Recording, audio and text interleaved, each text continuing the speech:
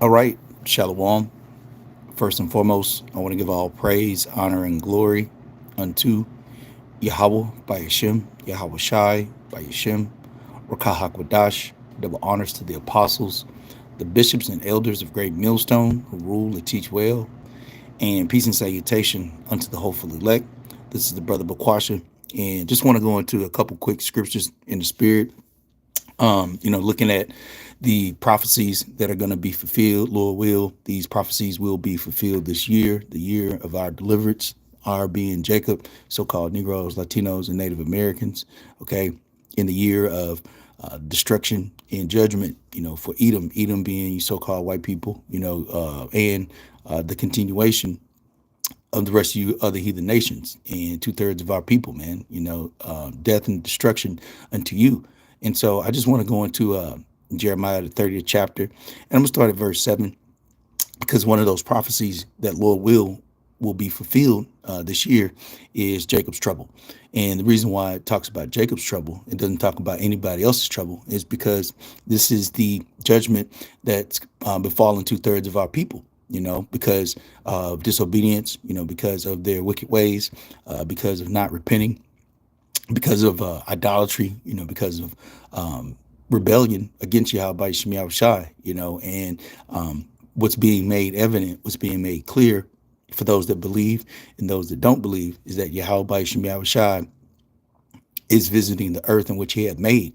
And that visitation isn't going to be a nice visitation. Scripture talks about how the Lord is coming back to not bring peace, but a sword.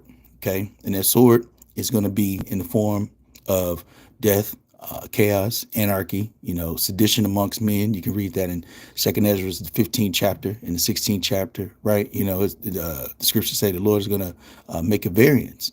All of this, quote unquote, mirth, fake mirth. Back in the day they used to call it fake love, but no, it's fake mirth now. People are looking for ways to keep their pseudo life together when this place is on the brink of all anarchy, the brink of all types of chaos and confusion and upheaval. Okay, so all of these things are coming pursuant to Jacob's trouble, okay, which is written in the scriptures. Okay, and so we're going to get into Jeremiah the 30th chapter and the 7th verse. It says, "Alas, for that day is great, so that none is like it. It is even the time of Jacob's trouble, but he will be saved out of it." Okay. And this is talking about the elect. Okay. This isn't talking about all of Israel. Scripture talks about how all Israel will not be saved. Okay. We're talking about the elect. Okay. Why? Why just the elect? Because these are the men, okay, and their families that have stood stiffly for the names of Yahweh Shemi Shai, that have been out on the highways and byways, that have endured affliction, that have suffered, for righteousness' sake or suffered wrongfully, that have, as scripture says, have followed the Lamb whithersoever he goeth, and all of those things that the hopefully elect are going to be saved from are the troubles. As a matter of fact, let's just grab a quick precept here. Are the troubles in which the Lord has been holding back, okay, just for this upcoming day, because these days of prophecy being fulfilled means the days of deliverance for the elect, okay?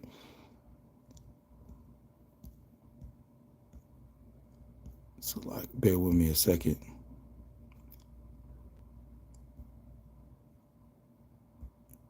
Real quick, this is, got a couple here I'm going to read. Because even in the book of Ezekiel, I'll read, this is Ezekiel 7:9. It says, "And my eye shall not spare, neither will I have pity. I will recompense thee according to thy ways and thine abominations that are in the midst of thee, and ye shall know that I am the Lord that smiteth." Okay, so the Lord is coming back, man, with all types of vengeance, even for his own people. Let's grab real quick. This is Amos chapter 5, verse 18. It says, "Woe unto you that desire the day of the Lord. To what end is it for you? The day of the Lord is darkness and not light, as if a man did flee from a lion and a bear met him, or went into the house and leaned his hand on the wall and a serpent bit him. Verse 20, shall not the day of the Lord be darkness and not light, even very dark and no brightness in it? So, and I'm going to grab Ezekiel real quick. But the point being here is Jacob's trouble is not going to be a cakewalk, man, you know, and it's not supposed to be. Okay. This is the Lord bringing judgment. And that judgment, he's been holding back, you know, it's been in his heart to do these things. But, you know, the as scripture says, the vision is yet for an appointed time, you know, and you know, we've been knocking on the door, you know, the hinges, you know, have been breaking loose, you know what I mean, and through prophecy and through, you know, the guidance and the tutelage, you know, of the apostles of Great Millstone, you know, on down.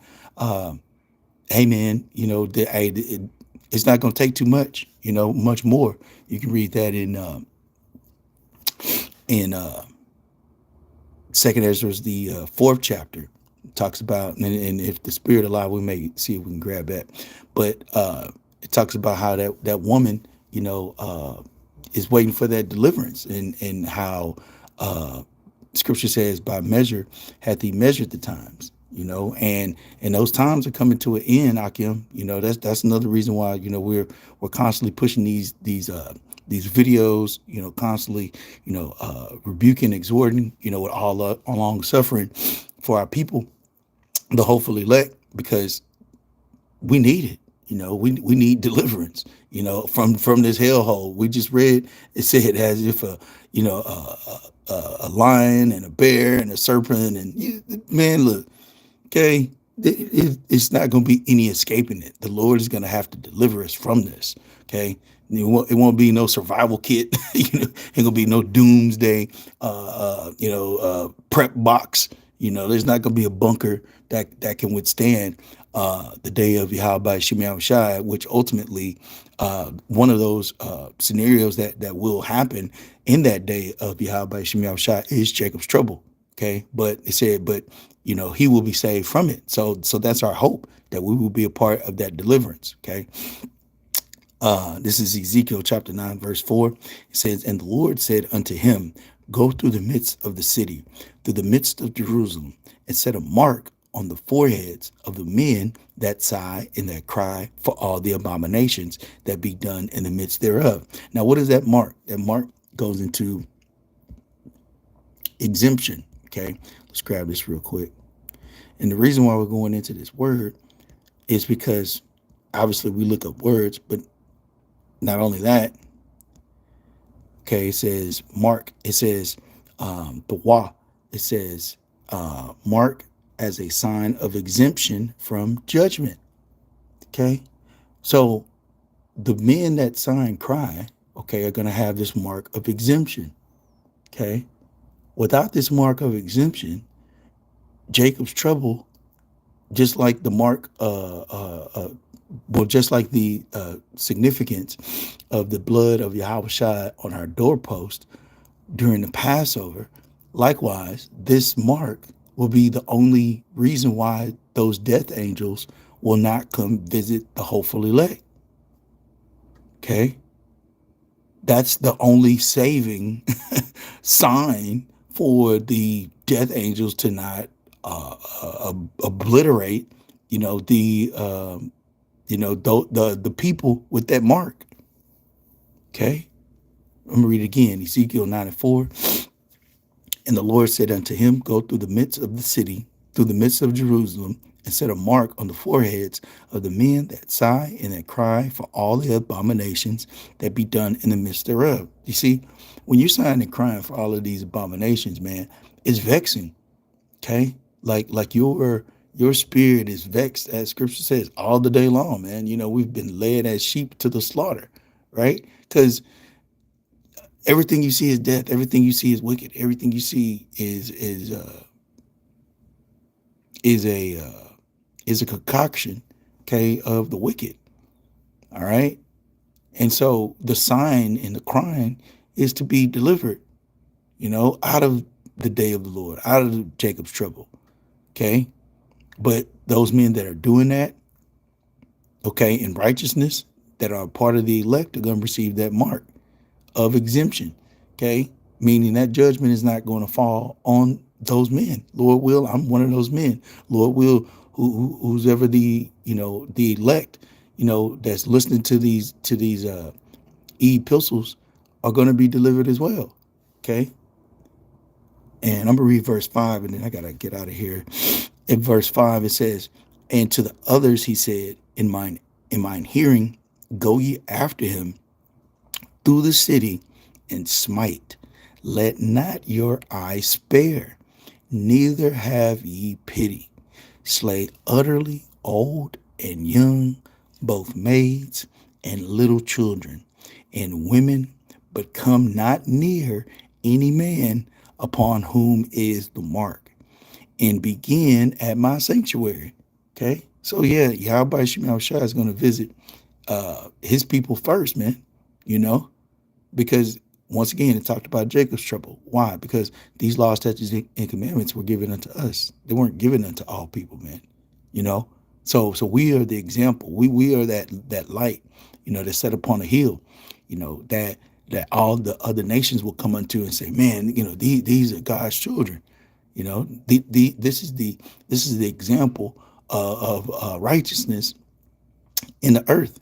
Okay, but if you're not doing those things, right, and you're not upholding, the standard of Yahweh Shem Shai, then you're gonna be judged, man. Okay, it says, slay utterly old and young, both maids and little children and women, but come not near any man whom is the mark. But come not near any man upon whom is the mark, and begin at my sanctuary. It says, then they began, and the ancient men which were before the house. So through the Spirit, like I said, I just wanted to cover a couple, segments there in Jeremiah, the 30th chapter.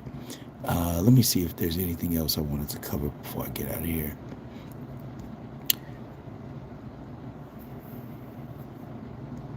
Yeah, let's read 8 and 9. It says, this is back in Jeremiah 30 and 8. It says, for it shall come to pass in that day, saith the Lord of hosts, that I will break his yoke from off thy neck, and will burst thy bonds, and strangers shall no more serve themselves on him. Because literally, we are the feast of these other heathen nations, man. They've received free labor. They use and abuses, right? So no longer will these other heathen nations be able to capitalize, off of the backs of so-called Negroes, Latinos, and Native Americans. Verse 9, it says, but they shall serve the Lord, their power, Yahweh, and David their king, whom I will raise up unto them. So let's read verse 10. It says, therefore, fear thou not, O my servant Jacob, saith the Lord, Yahweh Shem Shai, neither be dismayed, O Israel, for lo, I will save thee from afar, and thy seed from the land of their captivity. And Jacob shall return, and shall be in rest, and be quiet, and none shall make him afraid. Because while we're here, in this captivity, these other heathen nations have the ability at will, to destroy our people, specifically the elect, but during that day of Jacob's trouble and us being saved from it, being saved from afar, being saved from those that had us in captivity, no one would ever make us afraid any longer. No one would ever come up against the house or the nation or the children, or just our people in general. No one will ever come up against Yahweh Shema Shai ever again. So through the Spirit, Lord will, this was edifying for the elect. Until next time, Shalom.